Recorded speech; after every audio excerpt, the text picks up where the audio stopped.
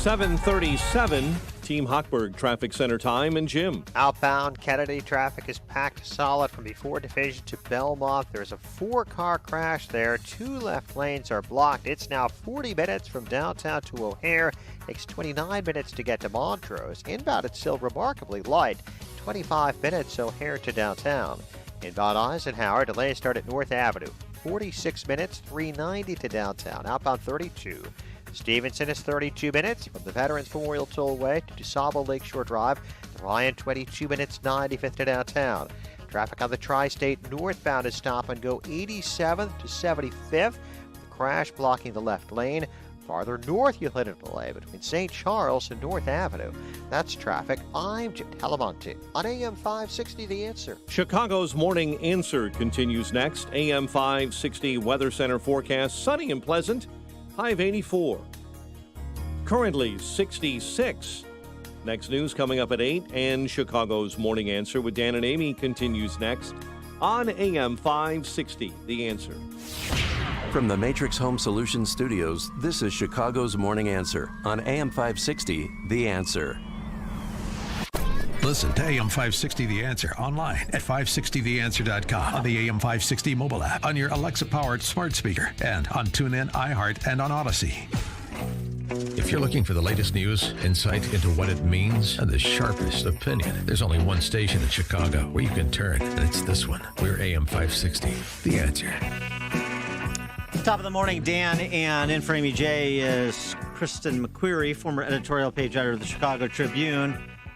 And I got some good news. If we're going to be sent to the gulag, those who believe in free minds and free thoughts and a free society, if we're going to the gulag, at least as long as the Babylon Bee is there with us, we'll laugh all the way to the gallows. Babylon Bee's latest offering, their version of John Lennon's Imagine. Imagine there's no bread. It's easy if you try. No tacos or hot sauce. Nothing cold or fried. Imagine all the people living in the gulags. Yeah, imagine there's no money. No money. It isn't hard to do. Not hard to do. Nothing to eat or drink now. Not a crumb, not a drop now. And no bacon too. And no bacon. Imagine all the people. Imagine all the people living short lifespans. You may say I'm a commie, but I'm not the only one. He's not the only one. And someday you will join us. Join us. Or we'll shoot you in the face. It's a wonderful tribute to communism, and, we need more of that. Another tribute to the state is this extension of the eviction moratorium in perpetuity. The Wall Street Journal opined that the eviction ban has to end sometime. Says you. How about private property ends before the eviction ban ends? How about that? Yeah. How about we continue to force private landowners to offer free rent and figure out how to pay their mortgages and their property taxes? And We'll send you some funny money. Maybe we'll do like a landlord protection program. oh, I'm sure one exists. For more on this, we're pleased to be joined by Steve Moore, economist, Wall Street Journal columnist, Trumponomics author. Steve, thanks for joining us. Appreciate it. Hey, guys. Good morning. Good morning. What about that? I mean, why not just eliminate private property? It's such a hassle. Yeah. People live rent-free. College is free. Healthcare is free. Rent is free. And we just keep printing money. It's simple. Well, there was so much pressure. I mean, once AOC and some of these other squad members laid their body in front of the Capitol and refused to leave until the eviction moratorium were put back in effect, I mean, who can stand up to that kind of scrutiny? Sure. And by the way, Cory Bush and 300 people. That's just it's too much. So, I'm not a constitutional scholar, but it seems to me this is just a blatant violation of what the Supreme Court ordered. So I don't get how the president has the authority to do this, but I guess we have a dictator now, not a president. Look, this is such a perfect example of a do-good liberal policy that imposes all of the costs on other people. So, I have friends that are landlords. They're not rich. They own apartment buildings and they own, affordable housing units. And they make their living by collecting the rent on the payments. And if they don't collect the rent, folks, they can't pay the mortgage on the building. And if they can't pay the mortgage on the building, the bank doesn't get paid, and so on. So now the government comes and says, you don't have to pay your rent. And by the way, sorry, as an aside, I was just reading the criminal code.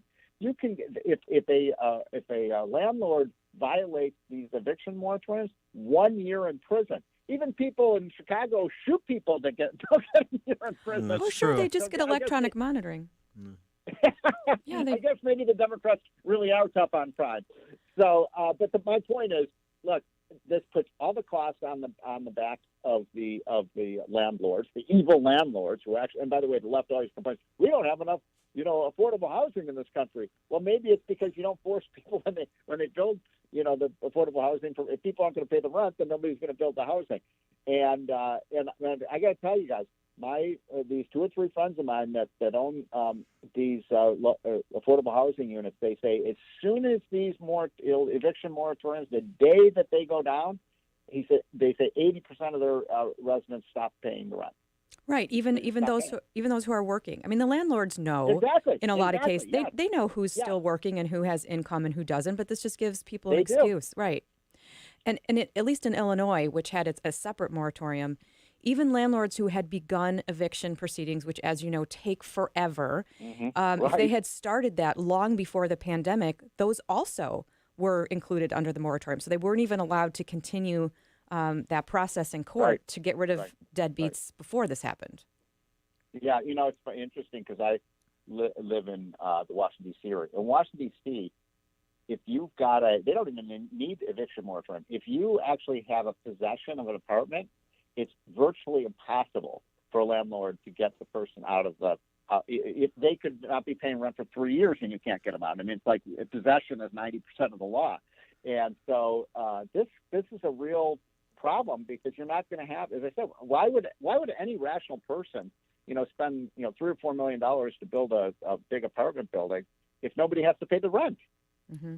And also too, I mean, it's not just as you say, it's a lot of mom and pops too. It's like I buy a 2-flat and I take the top unit, I rent out the bottom unit, and that's the way that we either make we make the mortgage payment manageable. We start to build our investment nest egg and so on and so forth. And those people are SOL too. Great point. And the really interesting point about this, though, let's get to the practical now. Now, when these eviction moratoriums started, which was about a little over a year and a half ago, we had 25 million people who had lost their jobs, right? I mean, COVID had just wrecked the economy. There were many people who just didn't have jobs to go to. And so you could make a plausible case for a moratorium on evictions at that time. There's 9.2 million jobs open. Anybody in America can get a job in 48 hours if they need one. So people can't pay the rent? Well, not right. Am I sounding like a Scrooge or something? No, not to mention because of the relief checks, everybody's household income went up in the last year too. I mean, here's the thing too, just about the rule of law, and this is so instructive because this is when the Supreme Court plays politics rather than just coming down the side of the law and and risking being cast as heartless by leftist cranks like the socialist Spice Girls. The justices who agreed to allow the moratorium to stand, the eviction moratorium, against. By the way, it was a 4 to 1 yes, position. Yes. Kavanaugh was the. Yes. And Kavanaugh had put out some kind of weird He said Kavanaugh said CDC had exceeded its authority and the moratorium could not be lawfully extended beyond the end of July, quote, without clear and specific congressional authorization via new legislation. Well, we don't have that, so I guess you just get to ignore the Supreme Court, too, as you see fit. Yeah, exactly. That's in fact, we wrote an item this morning in our hotline on exactly that point, that this is a blatant, where is Roberts? Roberts is the one who stands up for the institution of the court. I mean, there should be outrage on the court that this is just a willful violation of a decree by the Supreme Court. And I don't know, Dan, where do you go from here? I mean, if the president is just going to defy the court, that's a constitutional crisis, isn't it? Right. And, well, I mean, to the extent that Republicans are going to be courageous enough to risk being called heartless or something like this by those same people and actually stand up and make this point, and it's not just going to be pundits on the radio. Well, we will see. I don't have an answer to that one. Yeah, whether they have any spine. I mean, these are the same people. You had 17 Republicans voting for this sham infrastructure bill because we want to show the people that we can, quote, get something done. We're not just obstructionists. We're willing to borrow and spend our country to oblivion, just like the Democrats are. Well, we know this to be true, and I guess it requires leadership that just isn't present, particularly in the Senate. But I mean, the impetus is always for government to do something, even among most Republicans. We have to do something. We can't be seen as doing nothing. Doing nothing is the worst possible thing we can do when, in point of fact, oftentimes don't just do something, stand there and take Calvin Coolidge as your model, not these activist Republicans. Well, again, I mean, I just want to make this point because it's really important. I mean, the economy is back. The economy is, their jobs are out there. There's virtually no one in America say, well, the reason I can't pay my rent, I can't get a job. I mean, why don't we get all these social workers, hold these people hands, say, you can't get a job? Okay, come with me, come on. Here's a job. You see that construction site there? They've got an opening. I mean, you don't even have to do heavy lifting. Talk to the restaurant industry, right? Yeah. I mean, it's we have 9.25 million open jobs in the country, and we're letting people not pay their rent. And then as you said, we're giving money. We're giving them unemployment benefits. By the way, I think, is Illinois still providing the supplemental through September unemployment benefits? Oh, yeah. Of course. Yeah, and we have one of the biggest cases of fraudulent claims. I know other states have as well, but huge problem with fraud and people receiving benefits or applying for them under other people's names. It's it's rampant. Yeah. You know what else? By the way, I need to mention one quick thing about this. So in the pay-fors, the offsets for this $1.2 trillion infrastructure bill, one of the pay-fors is they're creating a new unemployment insurance integrity program. And I'm thinking, gee, we've already spent $200 billion in the last 16 months on unemployment benefits. As you just said, in states like Illinois, Maryland, California has $32 billion in fraudulent payments. $32 billion.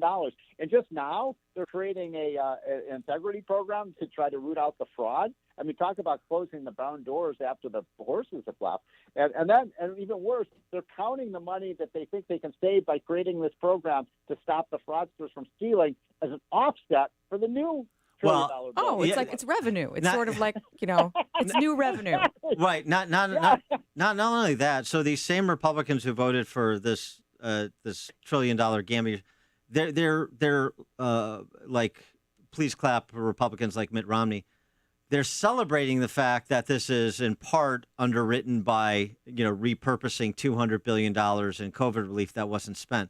Okay, so you were off by $200 billion at least in terms of the initial money you authorized, that you voted to authorize for COVID relief. So we should trust you when it comes to, we should trust the same people who are off by that factor, that number, to repurpose that money to do something else. It's not, that's a bug, not a feature. They don't understand. And by the way, out of there's something like 15 pay-fors. By the way, do either of you own any cryptocurrencies? No. Do you own Bitcoin? I saw that. Where's your portfolio? Let's see it. It's not. They want to tax your Bitcoin. Well, I know they do, but it's not on the individual side. It's on the exchange side, and it's basically unenforceable. But it is an indication where they want to go. You're right about that. Of course, they are terrified of cryptos because they're outside the control of government. But my point is that not one single offset is to cut some existing program.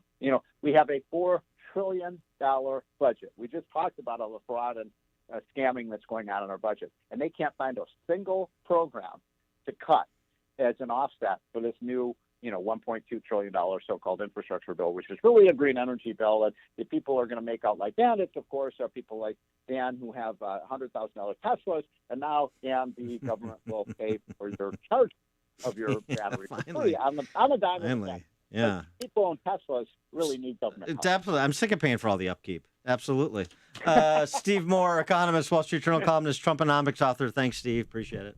Okay, guys. Have a great week. Hey, join us on the Turnkey.pro answer line. The more you listen, the more you'll know. This is Chicago's Morning Answer. On AM 560, The Answer.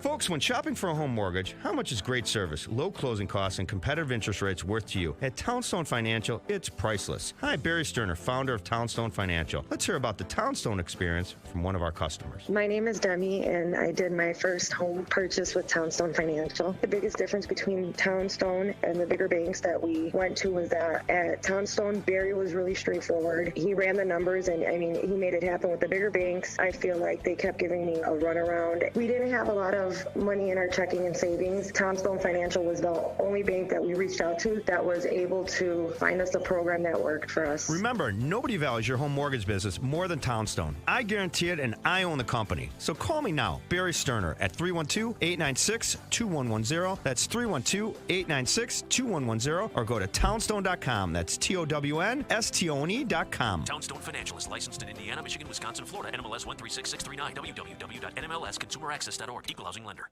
Since we were talking economics with Steve Moore, I did want to mention 15th anniversary of Signature Bank here in Chicago, a great partner of AM 560, including with our Business Boost program. But Signature Bank, 15 years already.